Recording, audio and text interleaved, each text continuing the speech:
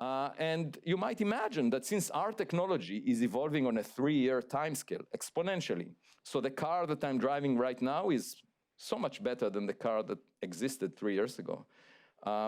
And I can turn it on from my Apple Watch. You know, it's quite remarkable.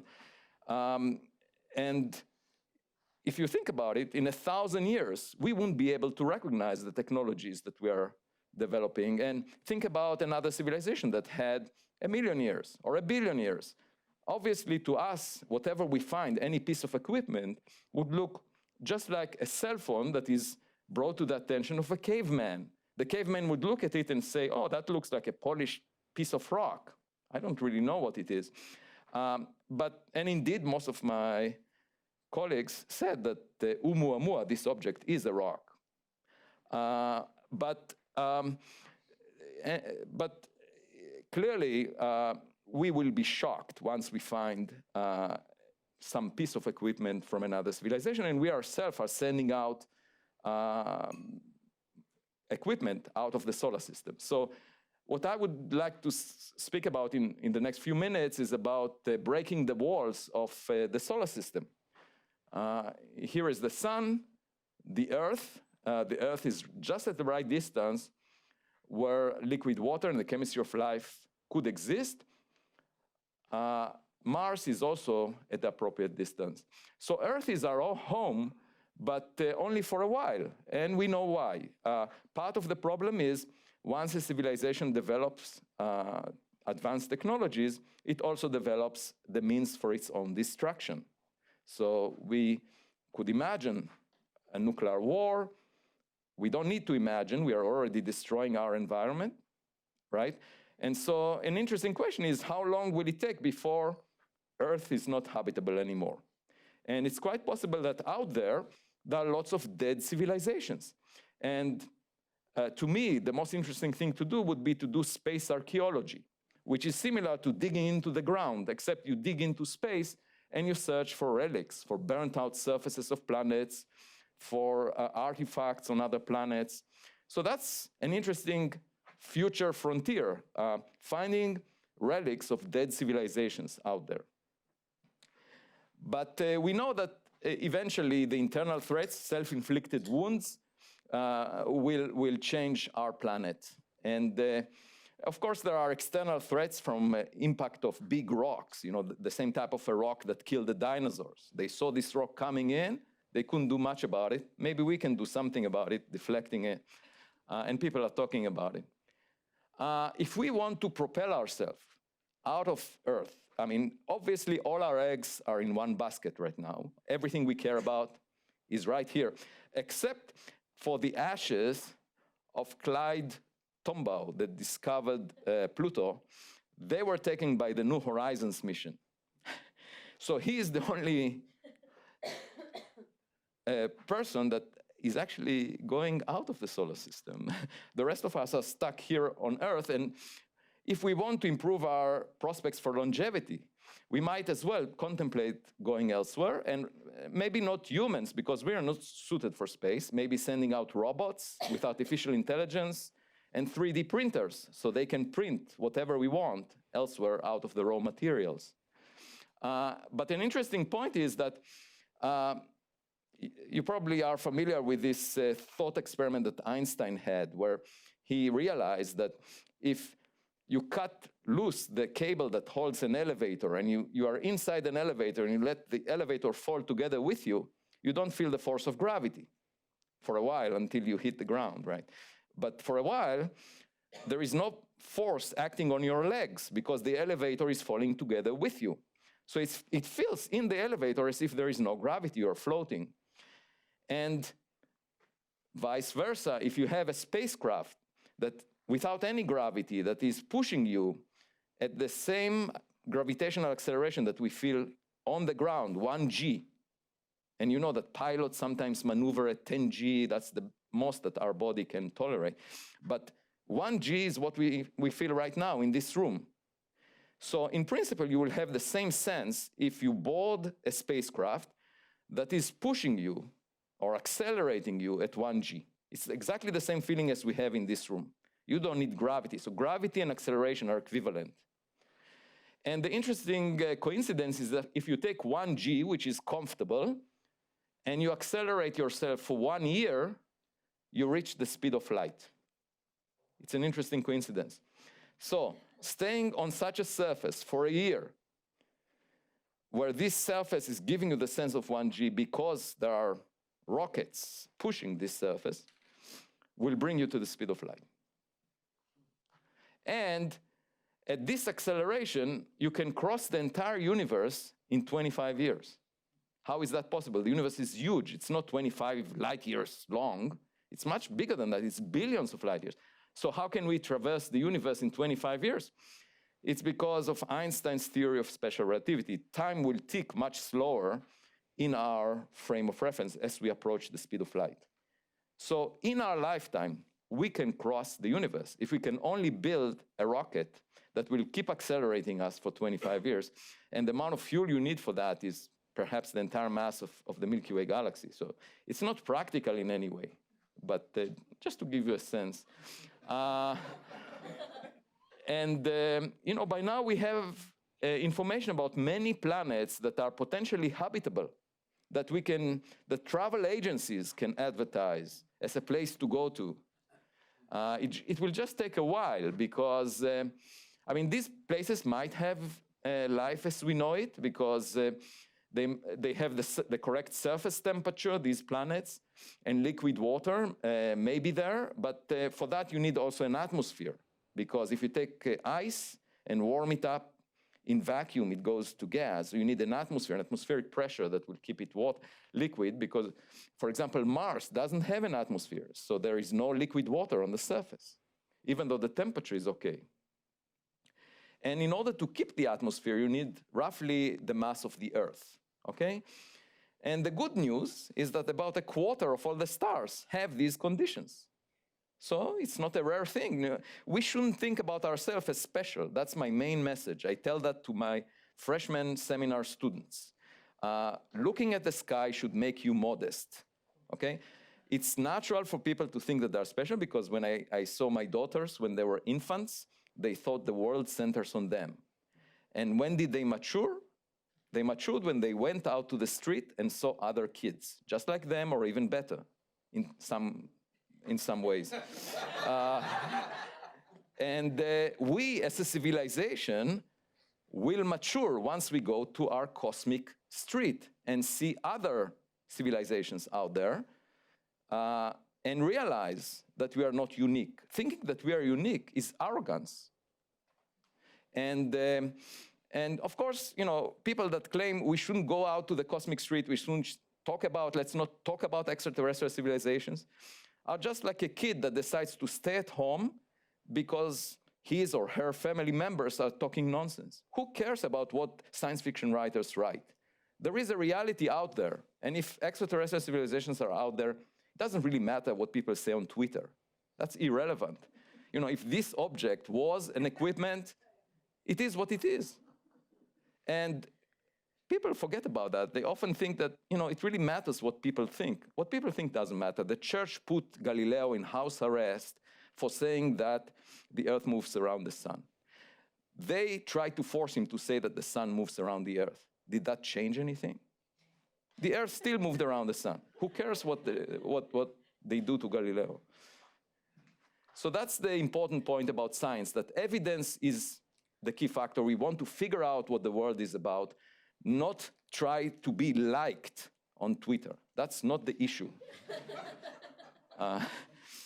The nearest star is Proxima Centauri. It's about 4 light years away, and it takes light 4 years. So, in fact, the results of the previous election are only halfway to Proxima Centauri. If there is a civilization out there, you might say, they might think that we are still intelligent, you know.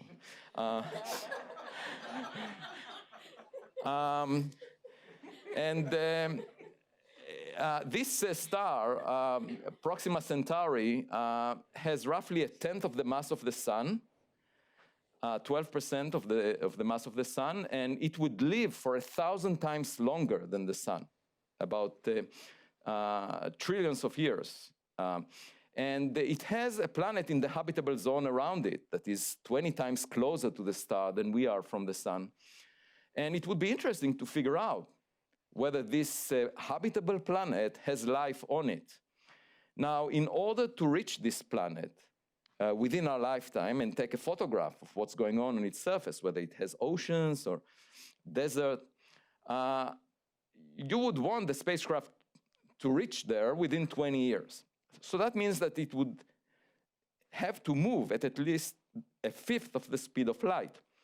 And so when Yuri Milner came to my office, he's an entrepreneur from Silicon Valley, and said, is it possible to push a spacecraft at a fifth of the speed of light? I said, give me 6 months to look into it. I want to see if that is feasible, because both of us are 56, 57 years old, and you know, if we want this to happen in our lifetime, we really need to move quickly. And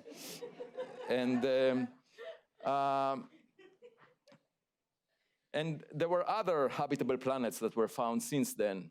And there is one system, for example, of 7 planets that were found. It's called TRAPPIST-1. My daughter, who is 13 years old, said that if we ever move to Proxima b, that's the habitable planet closest to us, that this planet happens to face the star, we think, always with the same side. It's tidally locked. So there is a permanent day side and a permanent night side. And she said if we ever move there, she wants 2 houses. One on the permanent night side, where she can sleep, and another one on the permanent sunset strip that separates the 2 sides, where she would have her vacations. Imagine seeing the sunset forever. That's the kind of place where real estate values would be the highest. So here is a brief biography of myself. I grew up on a farm in Israel, collected eggs in the afternoons, drove a tractor, then through some unforeseen circumstances, ended up at Harvard, married my wife, who is sitting over there. So I should be careful at what I say. And we have 2 daughters. And then Yuri Milner came to my office. We started this project, Starshot, to visit the nearest star. And currently, I'm engaged in writing a textbook on extraterrestrial life that should be published by Harvard University Press within a year or so. The question is, how can you launch a spacecraft to a fifth of the speed of light? I'll be very quick. The idea is to push a sail, the same as the sail of a sailboat that is pushed by wind, except you push it with light. So when a light bounces off a surface, it gives it a push. Why use light? Because then you are not carrying the fuel with you, so you can reach much higher speeds. And moreover, you can reach the speed of light because you're being pushed by light.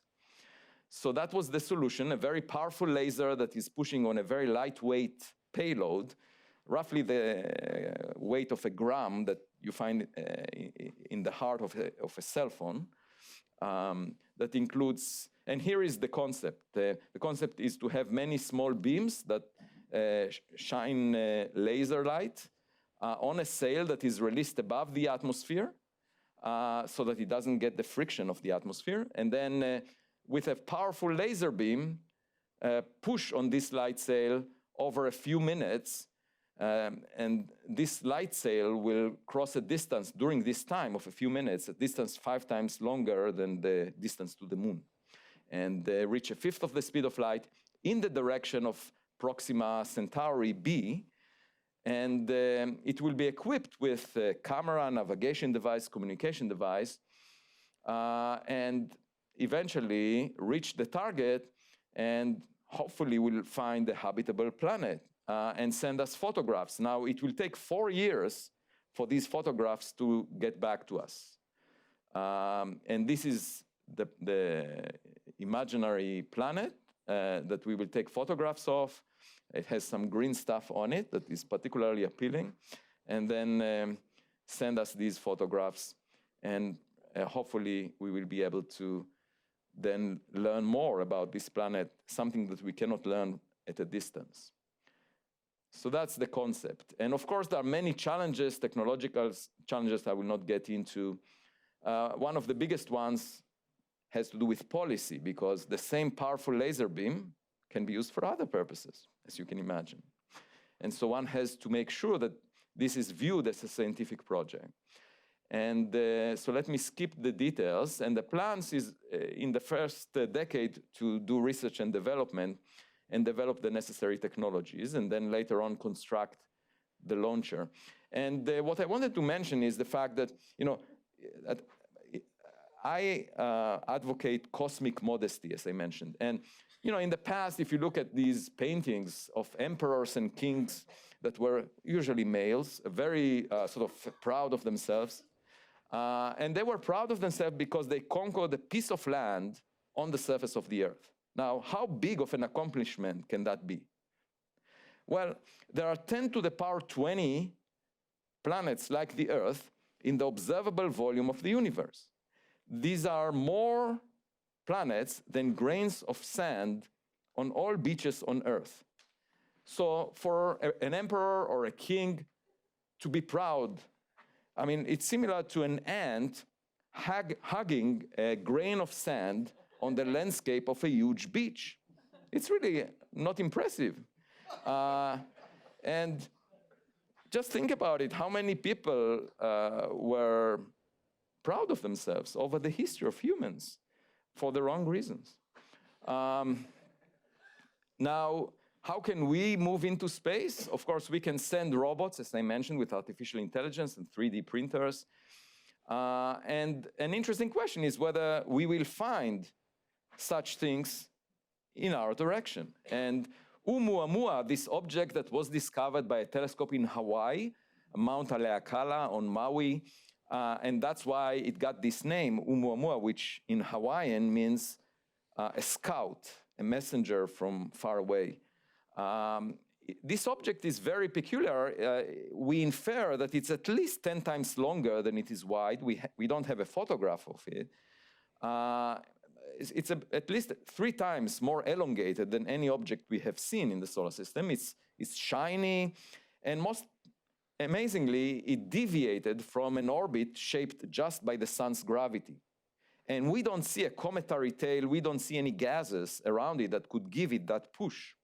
So it's very peculiar, and there are some other peculiarities about it, and there should be more members of this family of objects around in the solar system, and we just need to search for them.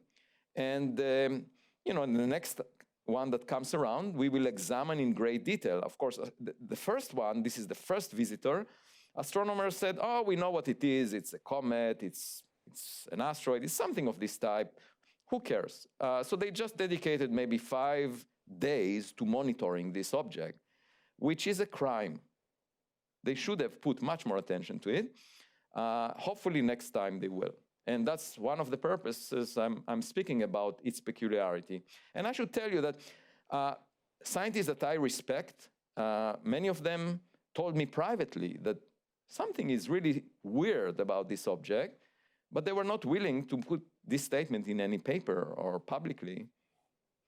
I don't really worry about that, because the worst that can happen to me is that they relieve me of my administrative duties, and then I will have more time for science. So, I can roll back my life back to the farm, and I'll be still happy, and I can focus on writing books.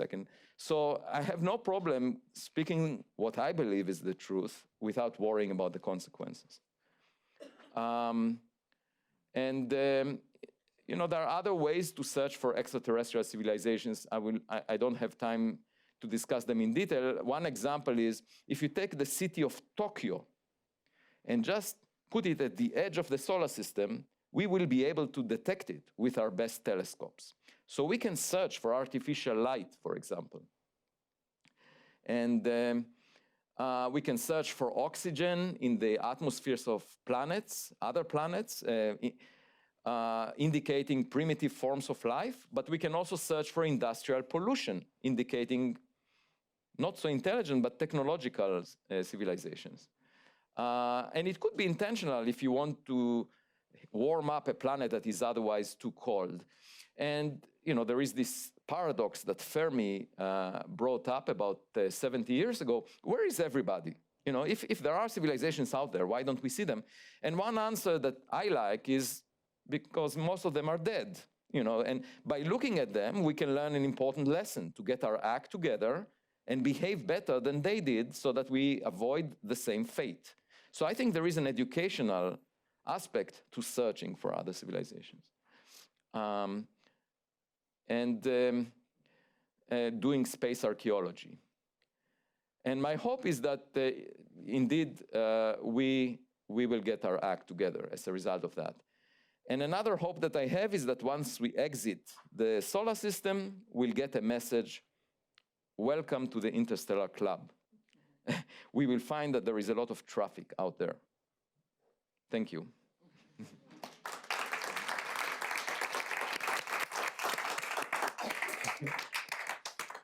Thank you, thank you. Well, I need a moment just to digest all of that. We went some places. Well, starting off, one question that's on my mind with what you've just been talking about, you talked about how you have hope that finding other life as we know it in other places would help us figure out how to do life better here. But one thing, one criticism I've heard of people putting all of their excitement and energy into space colonies in the future is that it could actually distract from trying to get life right here and take the pressure off. Is that something you worry about, or is that something you see in the air in the world of people thinking about us moving to space? Well, so there are two different lines of research. One has to do with figuring out what is out there and basically trying to understand whether we are alone. And that you can do by searching for primitive life in the form of microbes, by looking, for example, for oxygen in the atmospheres of other planets. Or you can search for signals or artifacts that indicate that there are other civilizations out there. And this is just for us to know whether we are alone or not, which is extremely important because it will change our perspective.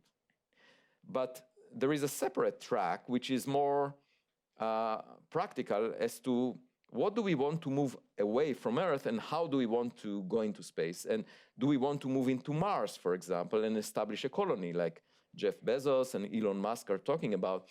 In my view, this is not very practical for a simple reason that our bodies were developed under the conditions of Earth. And once we go to Mars, we will be bombarded because of the lack of an atmosphere, lack of magnetic field. We'll be bombarded with cosmic rays, for example. 1 out of 10 cells in our brain will be damaged by a cosmic ray within a year. That's not talked about a lot. You need to dig a tunnel deep into the ground on Mars to protect yourself. So what you saw on The Martian is not really realistic. And you can't really just put a shield around you. You need to go really deep. And so I think, why should we put ourselves in harm's way? Of course, there would be people saying, just like in the Wild West, they are willing to take a one-way ticket and risk their life, to which I say, go ahead, do whatever you want.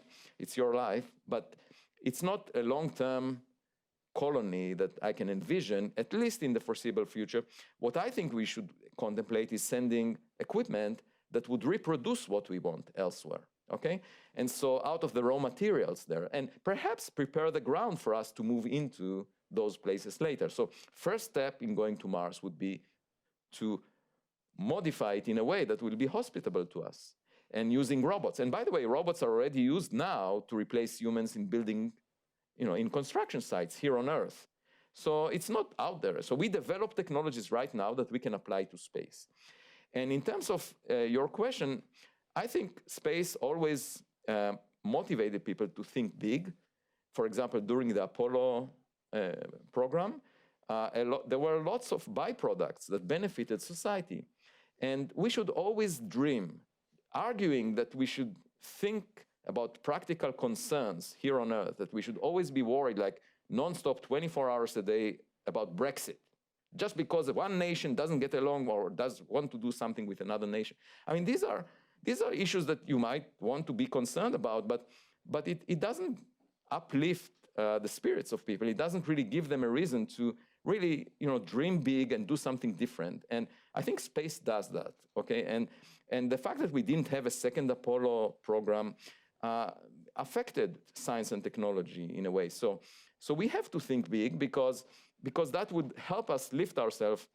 It's similar to what Oscar Wilde said, that many of us are stuck in the sort of sewer or whatever he said, but some of us are looking at the stars.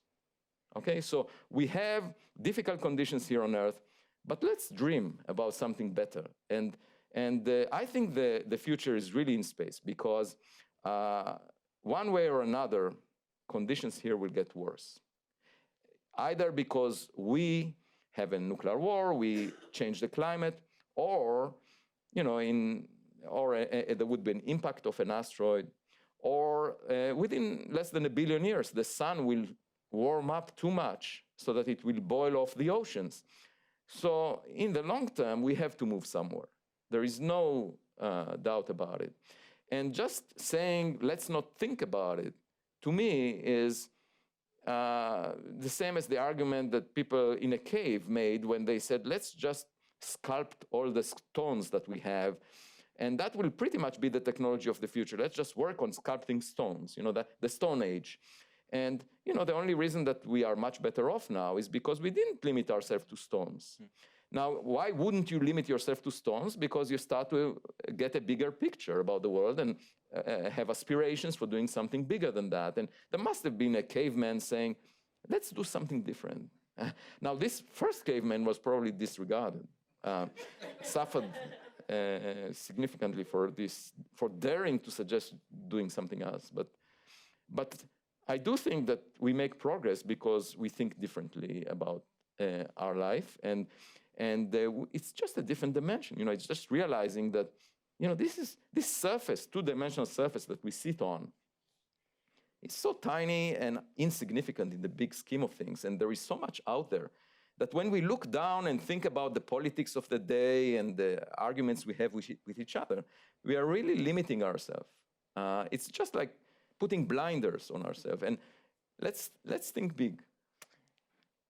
So I'm curious. I mean, you've pointed a lot to the ways that these projects shift our perspective, and you hope that they would shift society's perspective. So I'm curious, when talking about, politics and relations with the people around us living in society, how do you feel like that shift? Do you feel like that shift in perspective? How would that play out in our day-to-day lives, and not just in moving us towards space? Well, that's an excellent question. So the first thing I think, for example, if we find evidence for life elsewhere, the first thing it will illustrate to us is that we better feel as if we are part of one team. We are not individual nations negotiating among each other, but we are the human species here on Earth, and there is something else out there.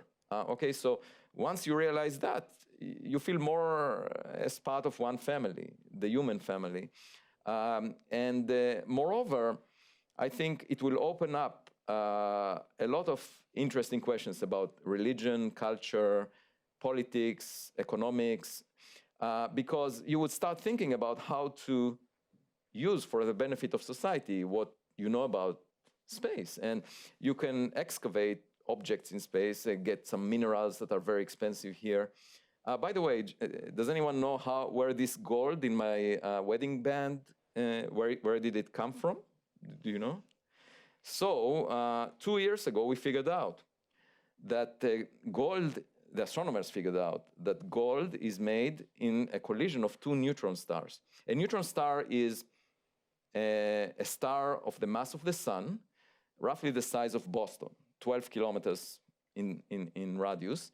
And it is formed when a massive star collapses. When the core of a star collapses, it makes sort of a giant nucleus, the same density as an atomic nucleus. That's a neutron star.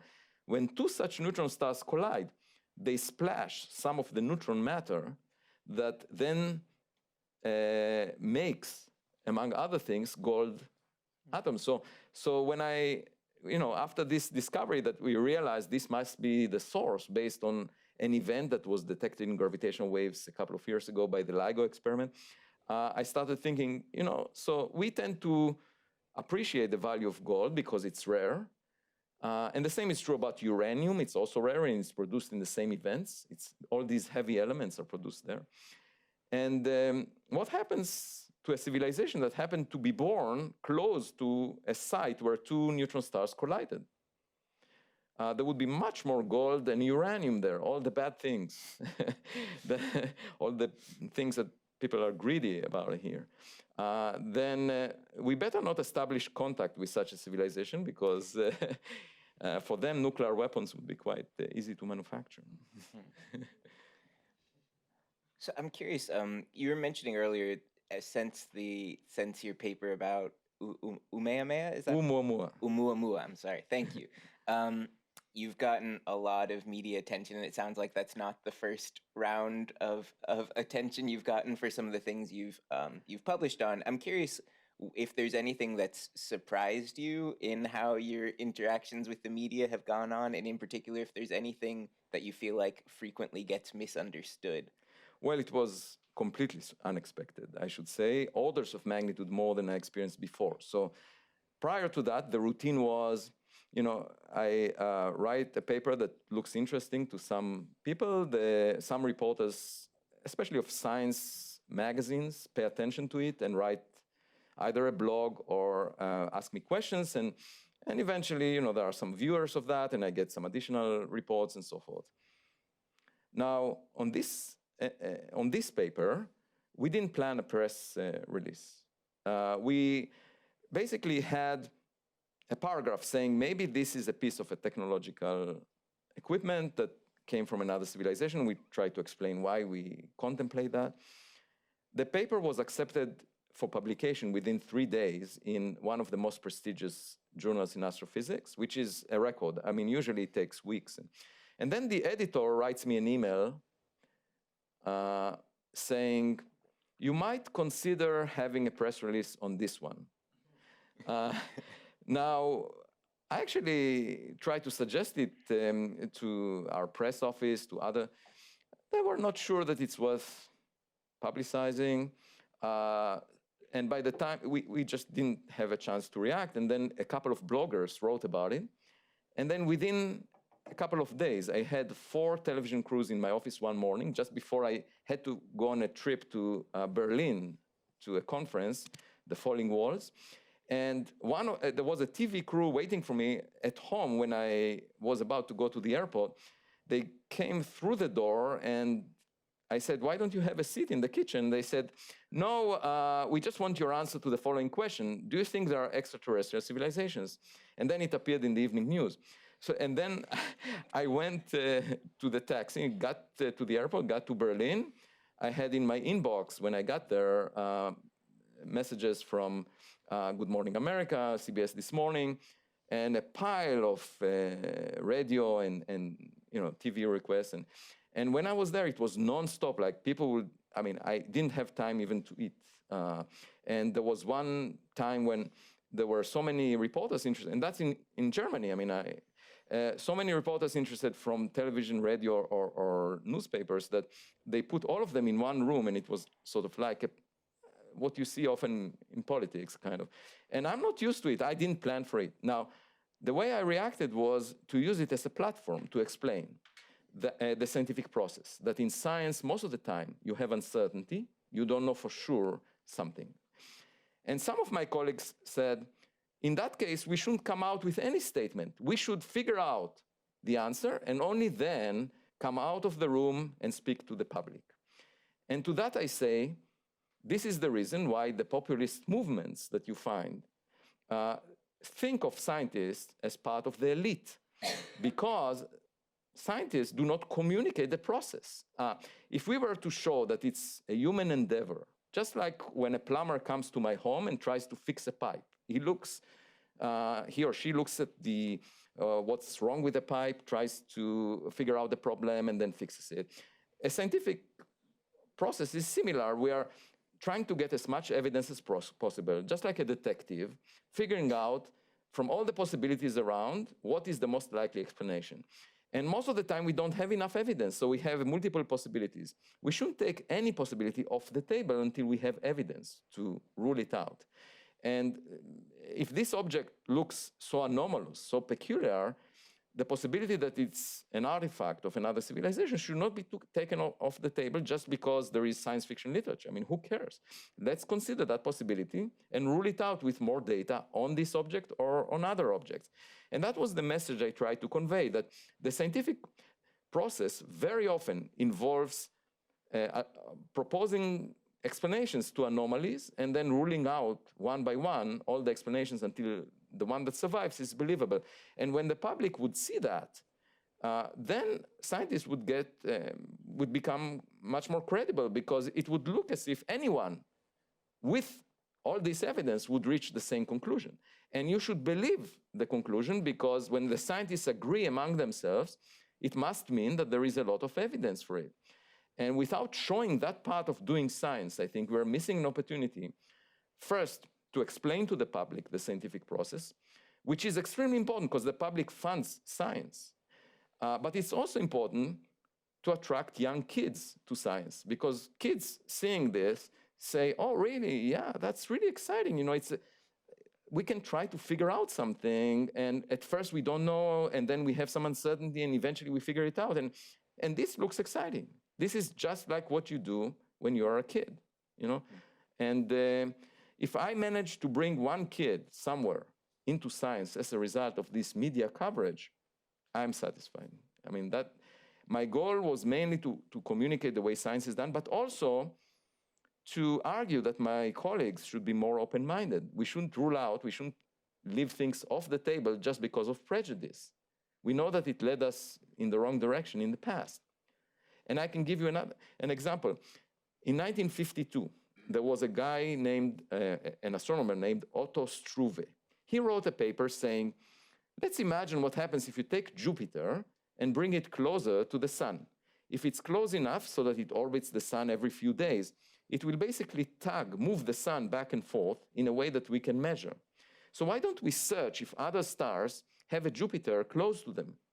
Now, when this idea was proposed over the next few decades to time allocation committees on telescopes by observers, the time allocation committees that were very conservative, they said, no, there is no point in looking for that, because we know that in the solar system, Jupiter is far from the sun, and we sort of understand, we have a theory for that.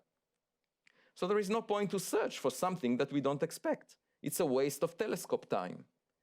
And that was true for 4 decades. 40 years, nobody looked because of this prejudice. And at some point, some astronomers were able to get telescope time. They did it, and they found so-called hot Jupiters. And that opened the entire field of exoplanets, finding other planets. So that was the first discovery that opened the field. Now you ask, okay, but eventually science got to it.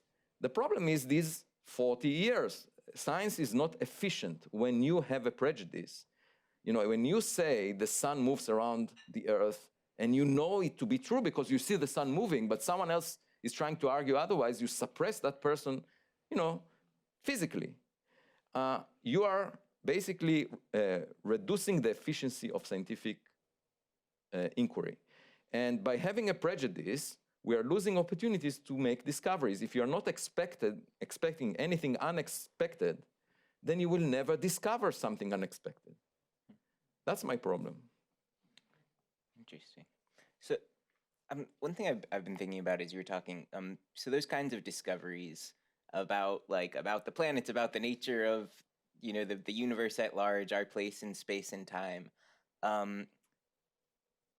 What do you see as the value of those kinds of discoveries, and does that still hold, even if we continue to have radio silence, and if we continue to find that life here is unique and there is no life other place?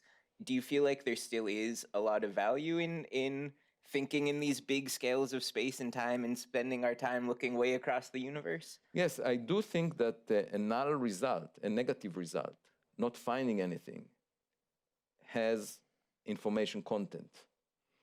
And anyone that went through dating knows that. right?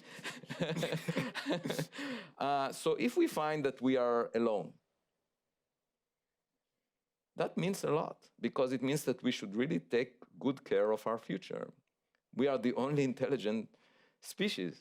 And we hold some responsibility bigger than our planet. And we should not keep all our eggs in one basket. We should protect our future longevity by sending things into space. So any result that we find is important, I think. But if you ask me what's my expectation, I don't think that we're special. And I think that once we find evidence, we will find evidence for something shocking. That technology would be far more advanced than ours, or the life forms would be very different than ours. Because we have life on Earth. It's just like looking at a cake. We know that the ingredients, it was made of chemicals. So the cake is made of flour and sugar. But once you get a recipe book, you realize from the same ingredients, you can make many cakes. So the fact that the Earth baked this cake of life as we know it doesn't mean that you couldn't have much better cakes made from the same ingredients. I don't think that we are necessarily, the pinnacle of outcomes that one can imagine. In fact, the contrary, there are many reasons to believe that we are not. And how do we find this recipe book? A simple way to find it is by doing experiments in the laboratory, creating synthetic life. And there is actually a team here at Harvard led by Jack Szostak, a former, a Nobel laureate, who is trying to produce synthetic life in the lab. And the importance of that is that by creating life in the laboratory, you improve our imagination as to what to expect in space. It's similar to finding the laws of physics in laboratory experiments and then using them to explore the universe. And so we can do the same with life. We can create life in the laboratory and then know where to search for it out there. Is there anything, so if we were to have an encounter with life out there, is there anything that you're afraid would happen? Or do you mostly just have hopes? Well, I'm an optimistic person, but I'm definitely worried that, we've been broadcasting for more than 100 years in the radio. And there is a bubble of radio waves surrounding us that went 100 light years or more. If there is any intelligent technological civilization that is a predator, a hostile,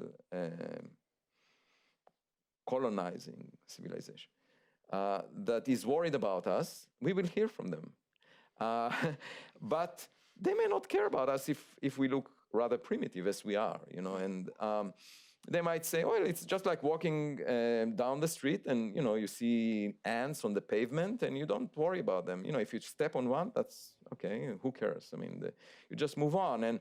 And they might think of us as, not the smartest kid on the block, as someone that is not worth a lot of attention, which may explain why we haven't yet figured that they are out there.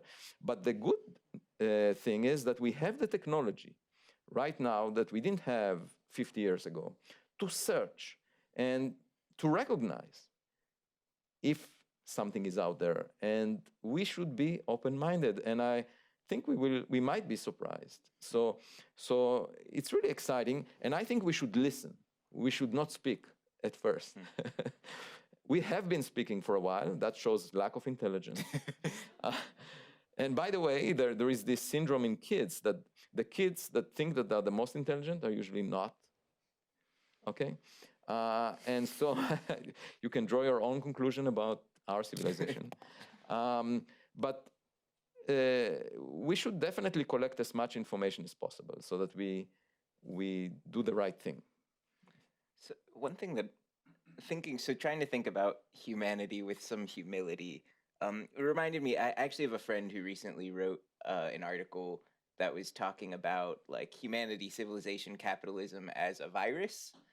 So I'm wondering, you identify yourself as an optimist, and I feel like with part of that probably connects to your sense that we should be going other places and spreading ourselves throughout the solar system. Do you have any worry that that we would just be a virus destroying planet? Well, it's interesting. I wrote a Scientific American essay on this question, and I basically cited Thoreau, Henry Thoreau, that wrote the book Walden, and advocated, this is pretty close to where I live, in Lexington, Massachusetts. He advocated that we should embed ourselves in nature and not try to change it, not industrialize it. And I try to expand this theme to space. Basically, should we just explore space? You know, NASA, for example, has very strict rules about sterilizing space missions, making sure that they don't carry with them any microbes, because otherwise we won't be able to figure out whether the microbes were out there in the first place or we brought them there. But there is a bigger question. You know, Elon Musk and Jeff Bezos, they say, oh, let's go to Mars and terraform it. Let's change it. And I don't think Henry Thoreau would have been happy with that idea. Perhaps we should just, you know, go out there and see what is out there. And unless we find that some other civilizations already ruined those places, it's full of trash, and you know, there is not much more damage than that we can cause. That it's common practice out there in the backyard, and so yeah, it's an interesting question as to what we might do to space. But one thing is clear, that we don't have a lot of resources in terms of energy, in terms of mass, and our effect is rather limited compared to how big, you know, our galaxy or the universe are. So we cannot do much more than be spectators or participate in this big play that is unfolding. We are not the main actor or actress. That's we should pretty much recognize. There is a bigger stage out there. You cannot think of yourself as being the most important actor. So I think I'm just going to ask one more question and then open it up to the crowd at large. We've talked a lot about society, about humanity, about space. I know you've done research on like black holes and the beginnings of the universe. So I'm just curious for you personally, like thinking about all of these enormous scales and all of the scales in between, how does that affect you day to day when you just like look around and try and live your life, be a person? Like, does what changes in the decisions you make and the ways you see the world with having spent time thinking on these big scales? Well, first of all, it makes me not pay too much attention to people. Paying more attention to nature, the way Thoreau advocated, because people change their opinions, you know, and I don't have a footprint on social media thanks to my wife. She convinced me when we got married not to do it, and I'm very happy at that. So that's the first thing, that I have a lot to think about without hearing the noise that comes with social media, that comes from the direction of people. There is a lot to think about. And it's not on the front page of newspapers. This information that is out there is in the sky, okay? And it's not coming from people. And it gives you a better perspective about your life also, you know. So I don't feel attached as much to myself as being such a small player in that big scheme of things. And it's also, it's uplifting in a way, because it's sort of like a religious sense that, you know, we're not talking about God, but we're talking about something bigger than yourself, which is nature, okay? And the amazing thing is, to me, that the laws of physics apply to the entire universe, and we discovered them in the laboratory on Earth. So everything seems to obey the same laws. That's amazing, that the nature is so organized. Most of my colleagues take it for granted. But when I go to look at my daughter's room in the morning, it looks like a mess. So if people would ask me, suppose I was just born and people would ask me, what do you expect the world to be? And I would say, well, probably a mess. Probably, you know, different places will obey different laws of physics, and that would be my natural expectation. Nevertheless, it's organized. You know, that's amazing. And we should be, I think we should be at awe of that fact, and it's a secular sense of awe. But you can give it a religious context, because according, you know, Spinoza, for example, identified nature with God. So, there is something bigger than the mundane things we do every day. To survive, we have to do these mundane things. But if we all thought about the bigger picture, I think we would be better off, because the frustrations we have on a daily basis are passing. There are things that, if you look at it a decade later, it looks unimportant. And however, if you look at the universe a decade later, it's as important as it was to start with. And I think it gives our life a meaning. Now, I should say that I myself, as a young kid, was mostly interested in philosophy and in the big questions. And the only reason I ended up as a physicist is because of circumstances. I had to serve in the military in Israel, and I preferred to do intellectual work, to work on physics-related projects, rather than run in the fields. And eventually I was offered a position at Princeton under the condition that I'll switch to astrophysics. And then I got to Harvard because there was this opportunity. And then I got tenured at Harvard. And at that point, I realized that this arranged marriage that I had by circumstances is to my true love, actually. That in astrophysics, there are fundamental philosophical questions that we can address. But it makes me very different than my colleagues. The surprising fact is that I'm sort of in a leadership position relative to my colleagues. And that's unusual because, it puts me in a very different light, so to speak. I know I said I was going to open up. I have one more question. I'm sorry. I hope you'll forgive me. Thank you. No, I was just, but as you were talking about, I'm sorry, I'm a liar. I hope you'll forgive me and accept me for who I am. But as you were talking about, like the mess in your daughter's room. I guess this is just something I've been thinking a lot about, the question of like, is humanity good in the universe? And I feel like sometimes I can kind of see the world as there's like gravity that is a force of kind of order and bringing things together. And then there's all the forces of chaos and pushing things apart. And it seems like as humans, we're kind of built to be on the side of we are a very structured and organized entity, and we tend to do that to the world around us. When you look at the universe, like does that feel like does that give you, does that change the way you think about that tension, that balance, and how we fit into it, and remaining an optimist when thinking about it? Well, you touched on an extremely important question, and let me explain what we currently think about the origin of the situation that you described. The universe started from very simple initial conditions. The universe as a whole had almost the same conditions everywhere, the same density of matter, to 1 part in 100,000.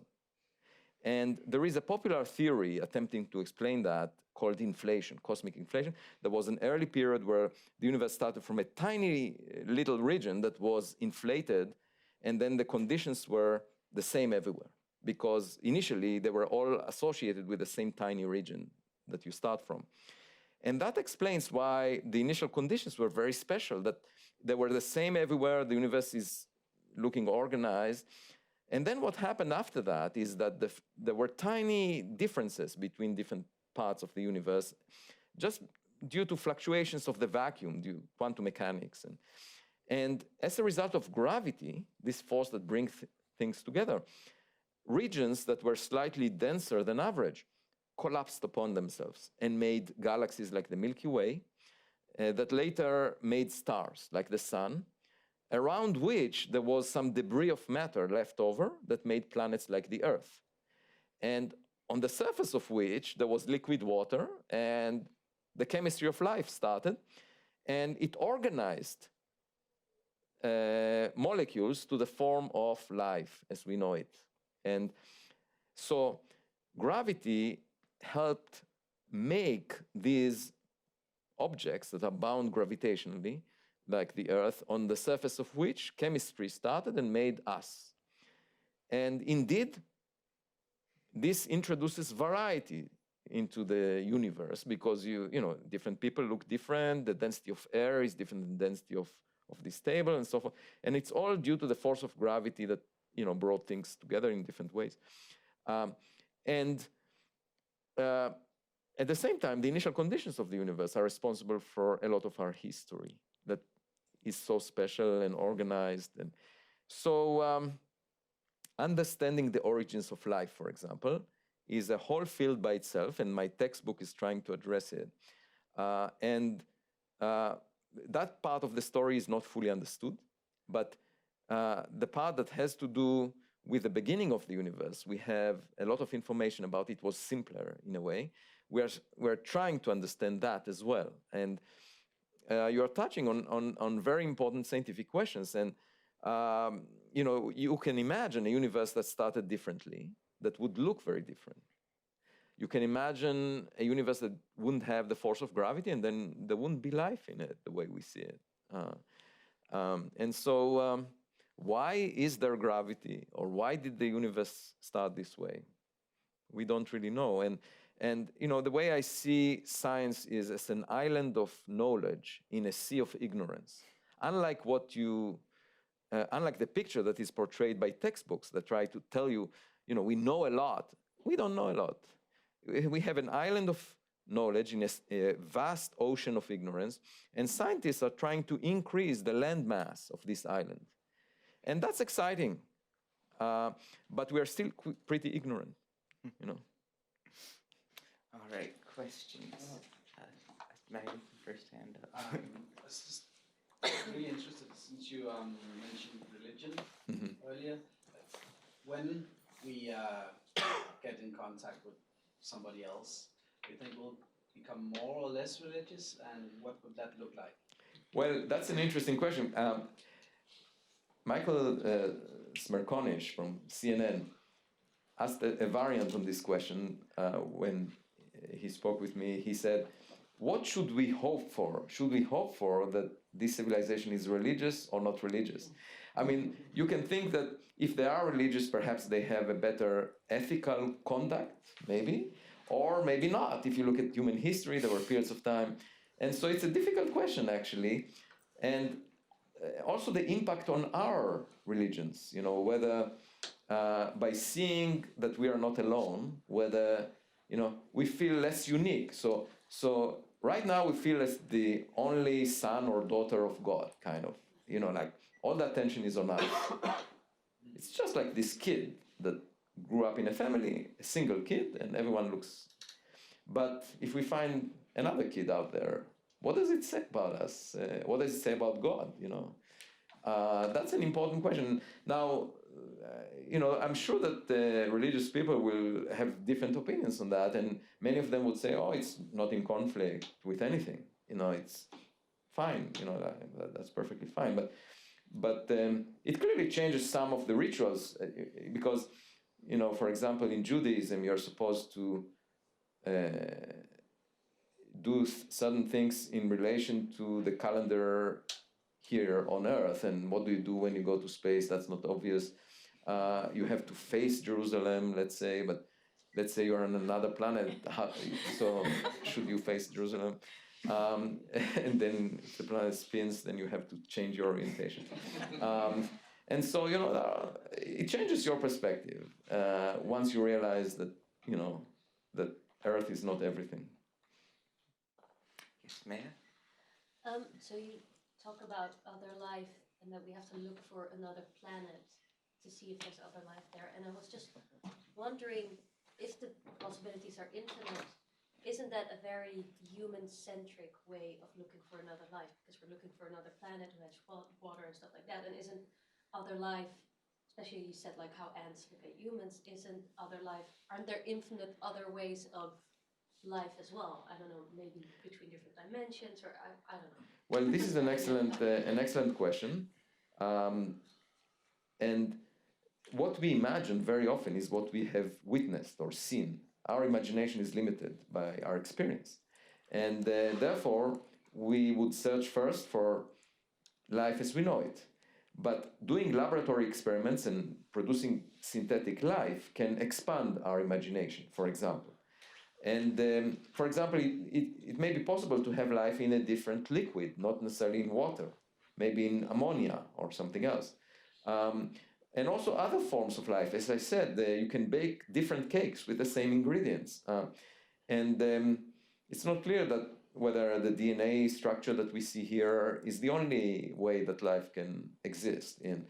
So how do we find it? Well, one way is by expanding our imagination through laboratory experiments. Another way is to visit places and then, see if something unusual is crawling on the surface and something that we haven't seen before, So I would say that we should just be open-minded and explore. It's just like an exploration. It's going somewhere and figuring out what's going on there. And once we have a good enough sample of places that we either visited or we looked at, we can get a better sense of how much variety there is for life. But you're still looking on planets. I'm also That's right. So the other thing is, biological life may be just a phase, because we are developing currently technologies that may take our place in the future, because you can build machines that are much more sturdy than we are, that will not suffer from nuclear war. It can go into space and will not be necessarily next to a star on the surface of a planet. They can be equipment that flies through space, robots that will survive for much longer time than humans. And you can imagine that biology is just a phase, and because we are vulnerable to all kinds of harms. Once we go into space, we might not survive. And if biology is a phase, on Earth, it might be a phase also in space, and therefore we shouldn't.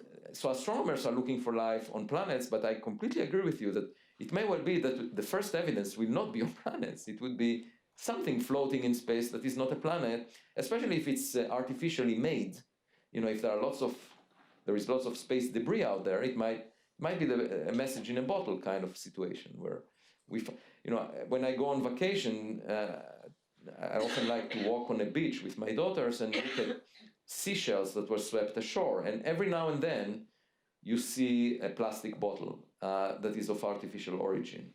And so we should examine every object that enters the solar system and see, maybe it's artificial. And if it's, that may be the first evidence we have for something else out there. Sam? There was this collective imagination in the 60s, 70s, and 80s around space, and as a kid, my class would go and watch the shuttle take off, and it was that dreaming that you talk about. I mean, partially it was because I was a kid, but also, my child has no sense of it now. The latest NASA press releases that they would give off were there's been a mission up to fix a toilet or replace this, and every time I hear that, it was like really this money is going toward fixing a toilet and maintaining a structure that's falling apart. Is that a failure of PR? Is it a failure of leadership? Where did we fall off of that? Because that existed. Yeah, I think it's a failure of a generation to dream big. I personally refuse to become an adult in the sense of not to dream anymore. And it's really, I think that we should stay kids, dream big.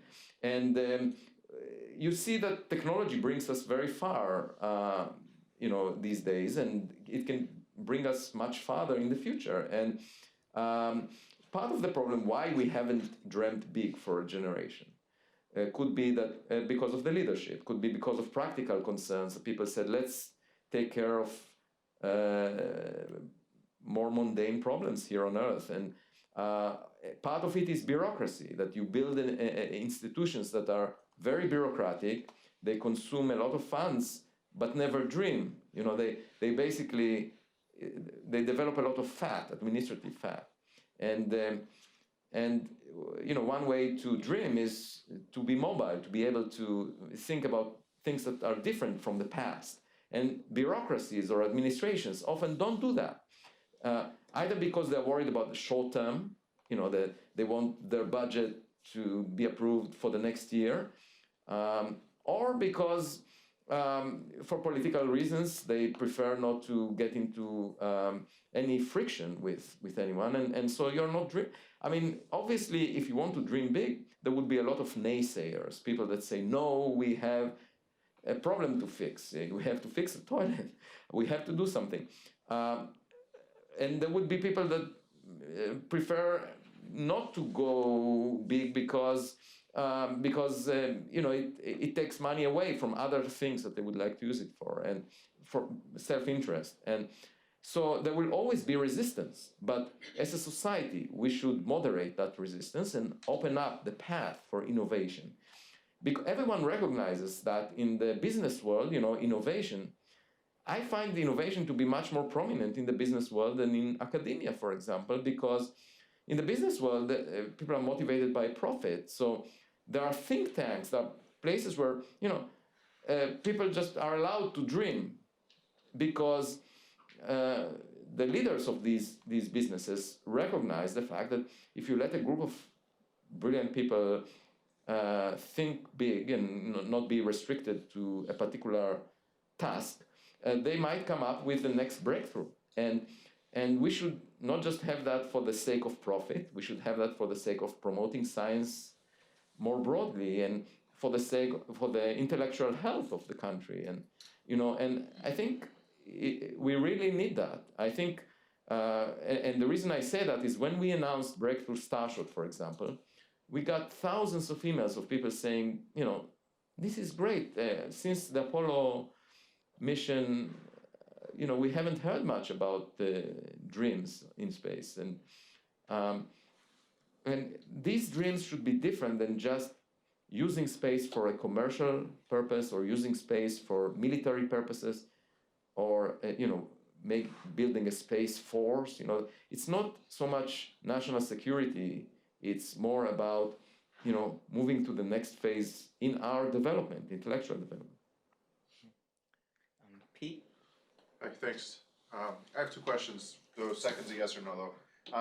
So first, what's the most challenging ethical question that is kicked around in your field, and how do you navigate that? So I would like to make a comment about the humanities. The humanities, like philosophy, psychology, sociology, especially philosophy, focused on the past for many decades, basically focusing on, for example, philosophers, Greek philosophers, Aristotle, Plato, and so forth.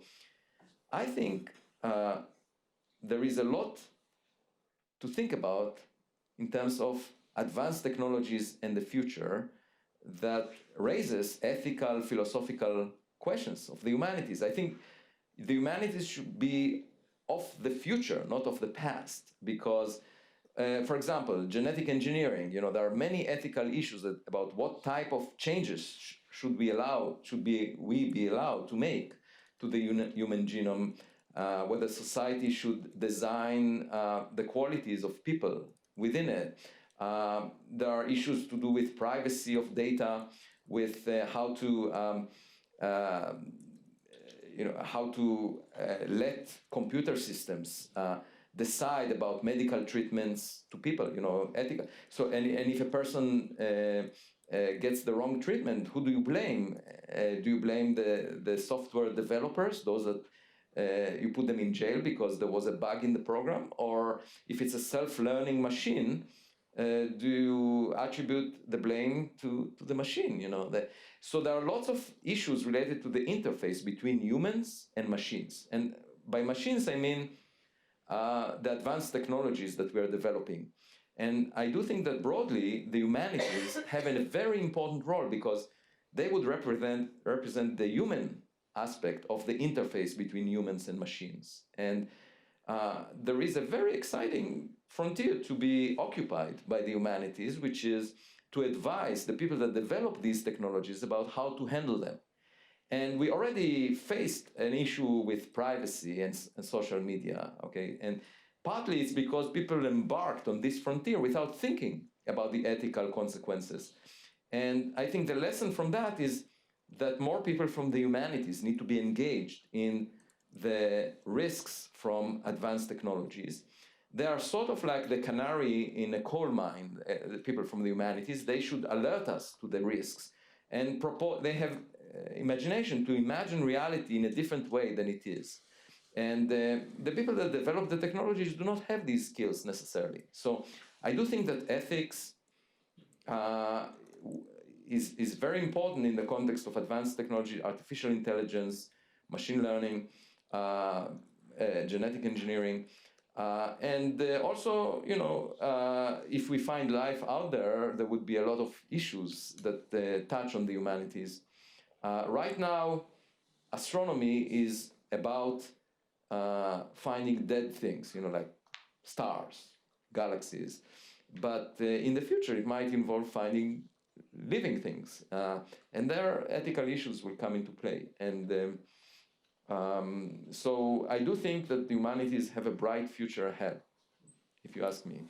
But they have to adapt to the new reality and not think about the past. I'm sure that people like Aristotle, would have been delighted with the latest advances about Big Bang cosmology, and for example, Zeno would have been delighted to figure out that he can turn his car from an app on an Apple Watch, and lots of Greek philosophers would have been extremely excited about the current technologies. And so we should, look forward, not backwards. And then if you had the opportunity to be put on a rocket ship and just blast it out into space for like the last 10 years of your life, would you do that? Personally, no, because I have too many things that I care about here on Earth. I would put robots in such a spacecraft, and I would not risk my family or myself in doing so. I feel pretty comfortable where I am, I just want to know things, that's the thing. I want to figure out what is out there. I don't want to go there necessarily. Thank you. Afshin? I also have two questions, but the second one is very short. The first one is about the scientific community. If you could tell us more why you say you argue that scientists, your colleagues should be more open-minded, you said, and you argue for cosmic modesty. I love those expressions, and I was wondering what the cost of it is for the scientific community not being open-minded the way you describe open-mindedness. And my second question is your most favorite science fiction movies. Okay, so let me answer the first one first. It boils down to being conservative, basically. Most scientists would prefer to be conservative in order to protect their image, to make sure that they minimize the number of mistakes they make during their career. And it obviously has a lot of benefits because by preserving your image, you can get more honors, you can get awards, you can basically have a bigger echo chamber that appreciates you. And there is some truth to it, but then there is the risk that the efficiency of the scientific process is reduced as a result because you're putting blinders, you're preventing yourself from deviating from the mainstream. And if there is some evidence that leads you to suspect that something may be wrong with the mainstream, you will not follow it since you don't want to get into confrontation with your colleagues. You have to dance to the tunes of prize selection committees or selection committees that offer membership to societies, honored societies. And if you want to impress those people, you have to do what they like to see. Now, the great benefit of not worrying about it is that you have freedom. And I really am very happy to be in the situation that I am in because I feel that I don't belong to any club, that I do what I think is right. Now, I could have been completely off, and then, shortly afterwards, I would be in the street, but I'm not. And part of the reason is that some of the things that I advocate are true, and eventually, people recognize that. So, I'm taking risks, and if I'm wrong too often, then I would not be taken seriously. So it's great that I wasn't wrong too often so far. But I also think that this efficiency of the scientific process suffers from people adopting the mainstream view. And the people that I'm most disappointed by are young people, because I expect young people not to have a baggage of prejudice and not to be guided just by their ego. But what I often see is the effect of social media in making people think alike and the concern about job opportunities. And so the people are worried that, young people are worried that if they do something unusual, then they might not get a job. And that's primarily the fault of the senior people that give them that sense. And just to give you an example, I wrote a Scientific American article. I was a co-author with 2 others that basically said the theory of cosmic inflation was very appealing when it was proposed, but now with the latest data, it has some drawbacks, okay? We just wrote a Scientific American article about that. And then a group of more than 30 senior people, some of which are Nobel laureates, wrote a letter to the editor saying, no, inflation is right. Now, what is the signal that such a letter sends? That authority matters, that these senior people have to sign on a petition, on a letter. Now, I said, if this argument that they make is right, then it's enough for a single child to make the argument, and then it will be obvious. Why do you need 30 or more signatories to make the case? That makes no sense. The only purpose of having so many signatories, distinguished people, is in order to impose authority. And the danger from that is that, not for me, I don't care about it, I didn't pay too much attention, but it's for the young people. When they see that, they say, okay, well, look what just happened. And if I were to suggest that something may be wrong with inflation, I will not get a job. That's clear. Because all these people will think that I shouldn't get a job because they believe inflation is right. Now, this is not the way science should be handled. And you worry about, that even if there is no evidence, that theories become so flexible now that irrespective of the evidence, they agree with the evidence. That's one shape of the scientific culture that I see that is developing, which is very worrisome. Another pattern that I see, which is even more worrisome, is a scientific culture that is divorced from experimentation, that basically says, it's a monologue. We say what nature might be. We don't care about hearing back from nature what it actually is. I think of science, of physics, as a dialogue with nature, where you wait and you check your ideas. And sometimes you are surprised, and many times you are wrong, and it's a learning experience.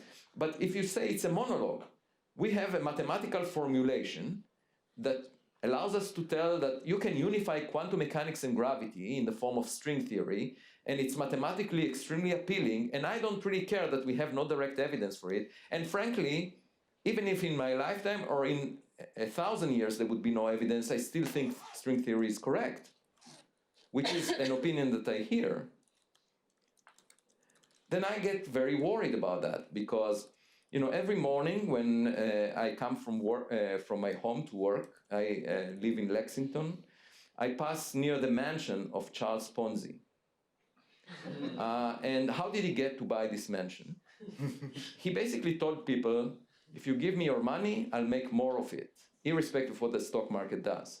That looked like a very appealing theory. It was a beautiful theory. Why not believe in it? So people gave him the money, and then at some point, they started asking for it back.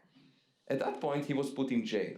Okay, so the way I see the scientific process of doing experiments is checking which theory is a Ponzi scheme. Okay, you put it to the test.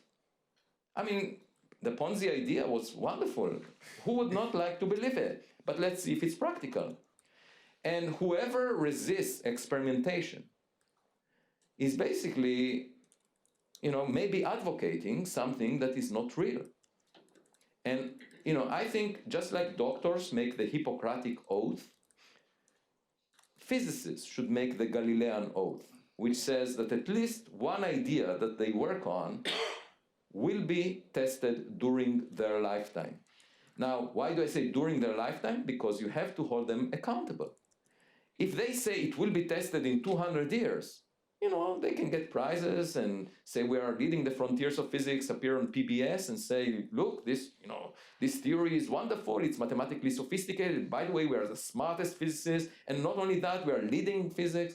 They can say that, no problem, because we haven't yet falsified it. And by the way, we will not do that in the near future.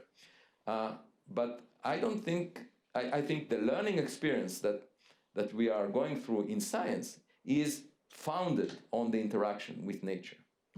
And if we give up on that, we are losing the essence. It's not just the detail, it's the essence of the process. Your most favorite science fiction movies? Oh, and science fiction I don't really like. I like science and I like fiction separately. The problem with science fiction is that many times it violates the laws of physics. So when I see a movie, a film, or read a book that violates the physics as I know it, it bothers me, so I cannot enjoy it aesthetically. But in terms of films, I do see them, and I enjoyed, for example, Gravity or The Martian, more so than Interstellar.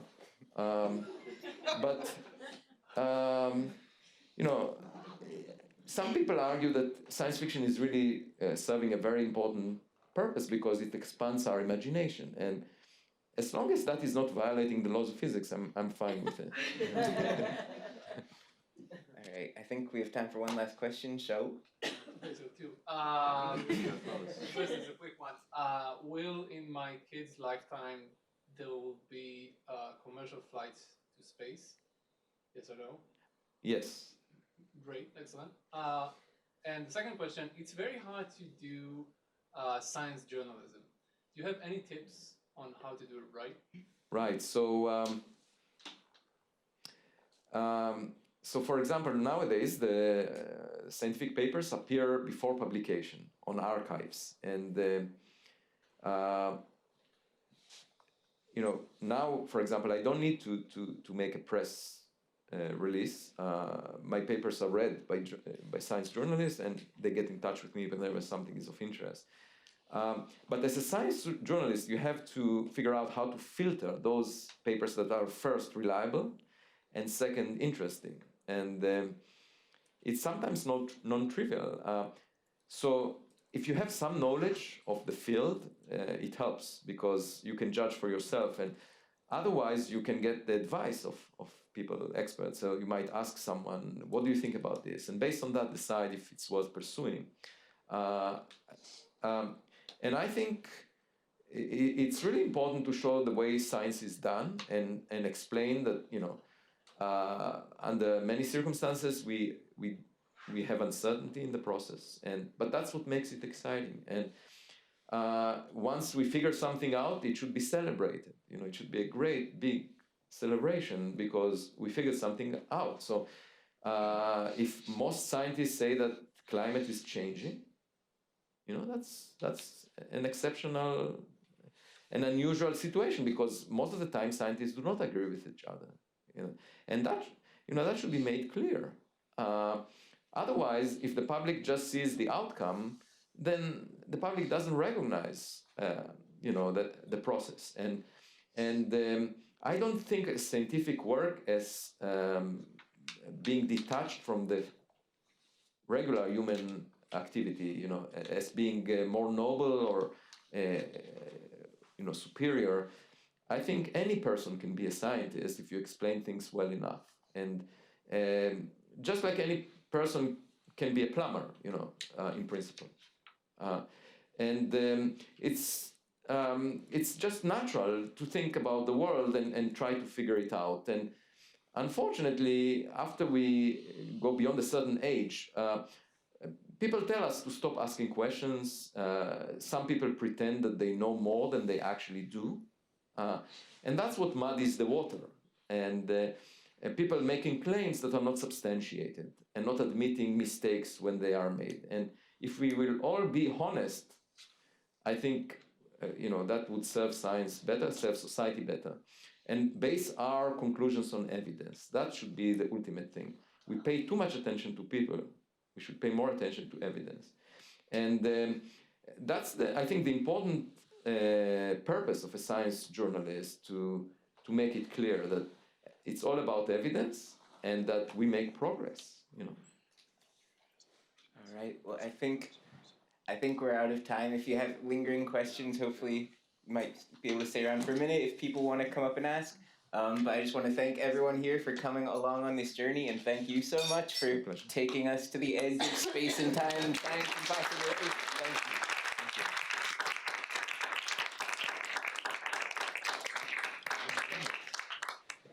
What about UFOs?